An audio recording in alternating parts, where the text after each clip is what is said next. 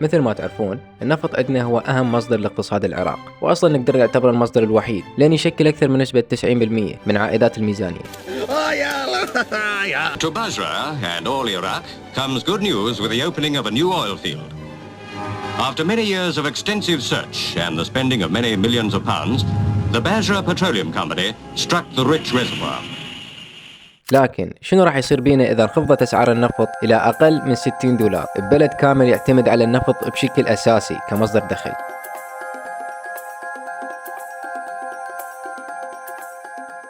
تسلم 94% من الاقتصاد النفط، من اقتصاد العراق واقفة على النفط وما لاقي شغلانة. أنا قبل طب أسنان وصيدلة ما رحتن، راحت هندسة نفط برغبتي. أزمة مالية بانتظار العراق خلال عام 2025 نتيجة لتراجع أسعار النفط عالميا.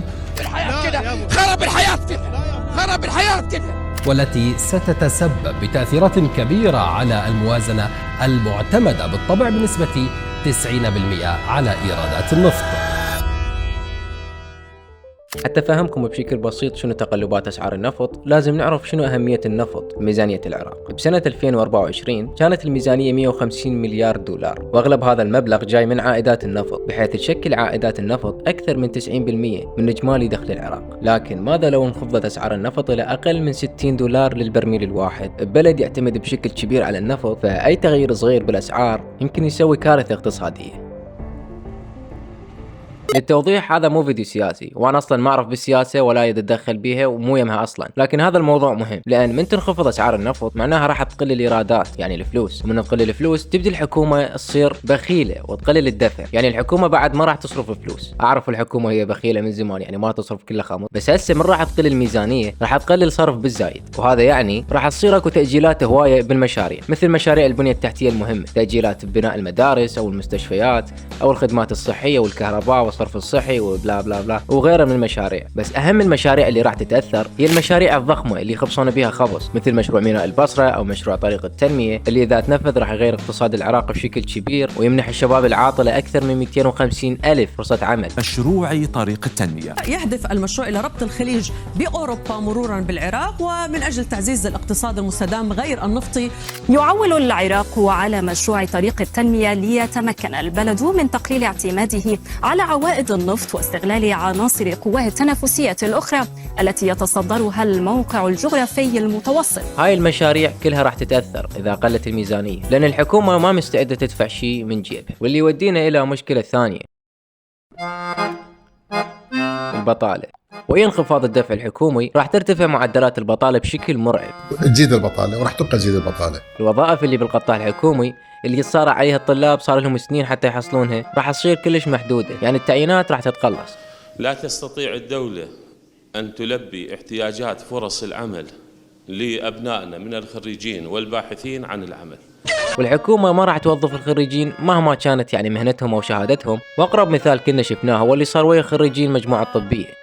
درسنا وتعبنا واهلنا بذلوا الغالي والنفيس في سبيل يوصلونا لهاي المرحله، يعني انت من تعطيك قرار انت تهدم عائله باكملها، مو فقط تهدم حلم شاب واحد.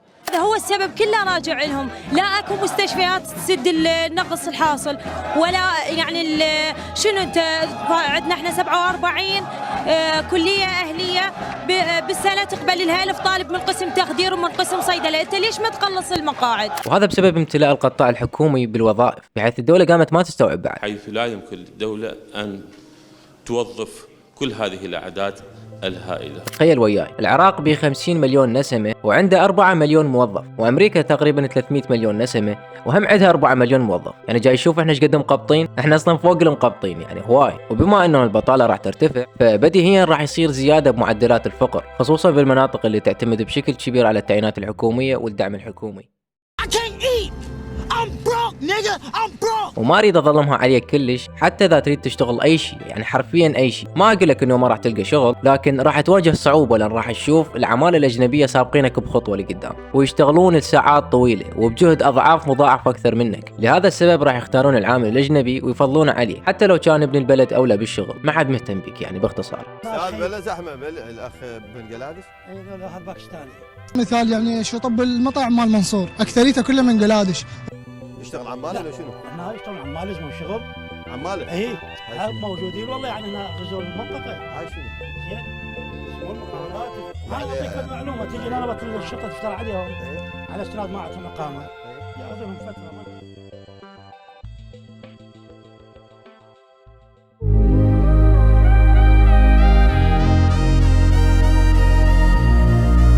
كنا نعرف ويتزايد البطالة وارتفاع الفقر، الحكومة راح يصير عليها ضغط كلش كبير من المواطنين، وهذا اللي راح يودينا إلى مظاهرات حتمية تطالب بتحسين الأوضاع المعيشية وزيادة فرص العمل. تدرون إحنا بالعراق بالسنوات الأخيرة صارت عندنا مظاهرات متكررة هواية بسبب الفساد والبطالة وضعف الخدمات.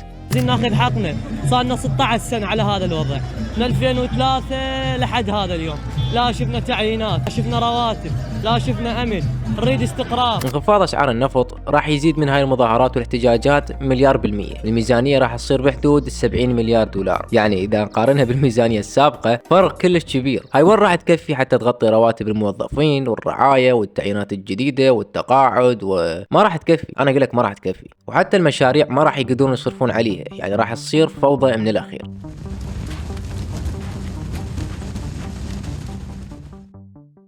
إلا إذا سوينا هاي الشغلة.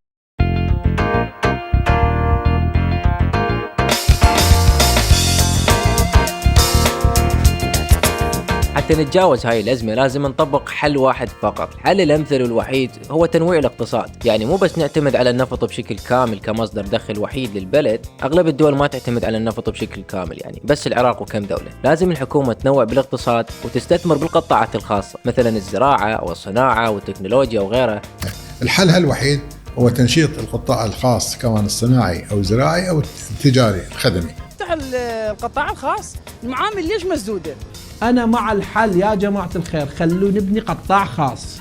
وهذا اللي على أساس جاي تسوي الحكومة حاليا، إنه هي متوجهة للاهتمام بالقطاع الخاص بشكل كامل. ما راح أحد في العراق ينتظر الوظيفة الحكومية أبد، لا بل أزعم أنه حتى اللي في الوظيفة الحكومية ممكن ينتقل يروح للقطاع الخاص. المصانع راح تفيدنا بشكل كبير، لكن أهم شيء تفيدنا به هو توفير فرص عمل، وأيضا تفيدنا من ناحية البضاعة، لأن بضاعتنا أغلبها من إيران وتركيا وسلاحهم يعني محتكرة الأسواق. وصحيح شغلاتهم حلوة، يعني ما أختلف وياك، يعني نمبر 1 كلش طيبة بصراحة، والله كلش طيبة، أحب النمبر 1. أتمنى هاي الوعود يعني تكون حقيقية، يعني مو بس خرط، لأن يعني بصراحة ملين أريد نعيش، يعني باختصار هاي أصلا نداء لحقنا نعيش، يعني خاصة بالأجواء الحالية. في أي لحظة يعني ممكن